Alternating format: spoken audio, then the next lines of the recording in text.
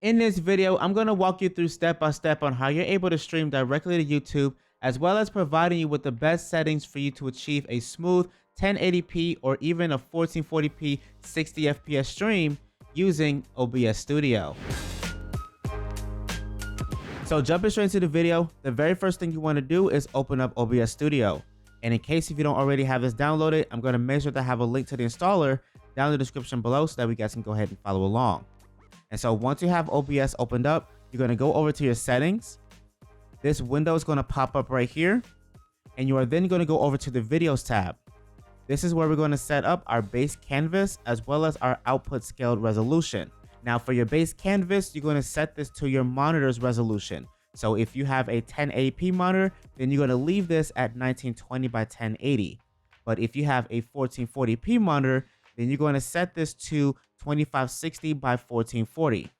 And then for your output scale resolution, if you're running a 1080p monitor, then you're also going to leave that at 1920 by 1080. But if you are running a 1440p monitor and you want to also stream in 1440p, then you're going to change this resolution to 2560 by 1440 as well. However, if you want to stream in 1080p, then you're going to actually leave this at 1920 by 1080, and then you're going to set a downscale filter. Now the one that I highly recommend is going to be Lanczos, as this is going to give you the best possible quality. And since we are trying to stream in 60 frames per second, we're going to leave our common FPS values at 60. And so once that's done, go ahead and click apply so that way you can lock in those settings. And so now from here, we're going to come over to the stream tab, and you want to make sure that your service is set to YouTube RTMPS. You are then going to go ahead and you want to connect your account. It's going to bring up a separate web browser with all of your YouTube accounts. You're going to go ahead and sign into the one that you want to stream to. Once that's done, it's going to tell you that authorization is completed successfully, and you can now go ahead and close this page. And so once you come right back inside of OBS, you will now see that your YouTube name is located right here. And then for your server, you're just going to leave it at primary YouTube ingested server. Now you also want to go ahead and you want to check this box to ignore streaming service settings recommendations, because we are going to put in our settings manually. And so go ahead and click on apply, and you will now see that your chat box appears right here on your screen. But we're going to go ahead and we're going to leave this here for now, because we're going to go over to our output tab. Now inside of the output tab, you want to make sure that your output mode is set to advanced, because this is going to open up all these other options for us to adjust our settings manually. And so for our audio track, you want to make sure that's set to 1. For your audio encoder, if you're on Windows, you want that to be FFmpeg AAC. And if you're on Mac, you want it set to Core Audio AAC. And then for your video encoder, if you're on Windows, you want this set to either NVIDIA or AMD H.264. This is going to be your graphics card that you're going to be utilizing instead of X264, which is going to be your CPU. Now, if you're on Mac, then you want it set to Apple VT H.264 hardware encoder. Now, for your rescale output, you want to make sure this is disabled. And now for your encoder settings, you want to make sure that your rate control is set to either CBR or constant bit rate. And so now for your bit rate, this is actually going to be determined based on your upload speed. And so in order for us to figure out exactly how much upload speed that we have to work with, we need to go over to this website, speedtest.net. And I'm also going to make sure to have a link to this website as well down in the description below so that you guys can go ahead and come directly to this page. And so what you're going to do from here is click on this nice big button that says go. And this is going to run your internet to figure out exactly what you have available to work with. Now, if you are looking to stream in 1080p 60 FPS, then the recommended upload speed is 12 megabits per second. But if you are looking to stream in 1440p 60 FPS, then the recommended upload speed is 24 megabits per second. And so as you can see, I have around 40 megabits per second of upload speed to work with. And so in order for me to convert this over into kilobits, I need to multiply this by 1000, which is going to give me 40,000 kilobits to use for my bitrate.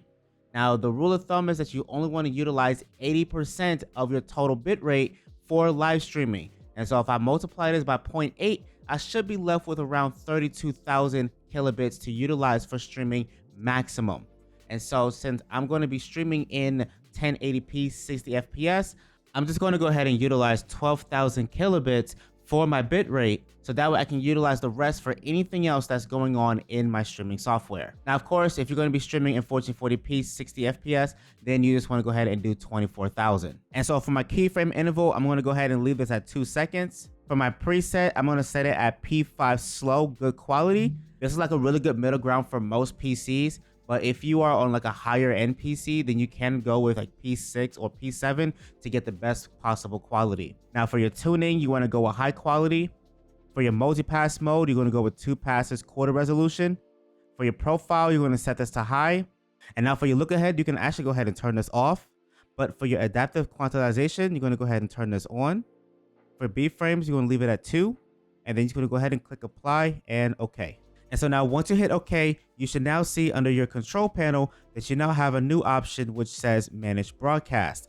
And so if we click on this, this is going to give you the option to go ahead and update your title, your description. You can change your privacy, you select your category, as well as upload your thumbnails or anything else that you want to customize for your live stream. Now, before we're able to actually set anything up, we need to make sure that we have the necessary permissions to go live. So first, let's go ahead and let's just put this right here. And we're going to go over to our YouTube channel. Now, once you're on your YouTube channel, what you're going to do is come up to create, and you're going to select the option that says go live. Now, really quickly, if this is your very first time ever going live on YouTube through a laptop or PC, then you are going to have to request permissions to go live. And so this message is going to pop up and it says that you have to wait 24 hours to get access to live streaming. But you do have to go ahead and just press this button right here to request that access. And so once you do gain access, you'll be met with this page, which will give you the same exact options like editing your title, your category, as well as your descriptions, just like you're able to do so inside of OBS Studio. And so once all that's said and done, you are now officially ready to go live. Now, if we take a look on the right-hand side of my screen, you'll be able to see that my chat has now officially opened up to me, and I am now able to read all the messages that comes through during my live broadcast. And if we take a look at my previous screen, you'll be able to see that my gameplay is running extremely smooth without any lag whatsoever. And so with that being said, that's going to be all for today's video. And so if you learned something or if you found this helpful, make sure you give this a big fat thumbs up. Make sure you guys go ahead and smash that subscribe button. And in case you want to learn the proper way on how to set up all of your audio sources, or if you want to learn how to set up your own custom overlays, then make sure you click on any of these videos right here. And I'll catch you guys in the comments down below, as well as in the next video.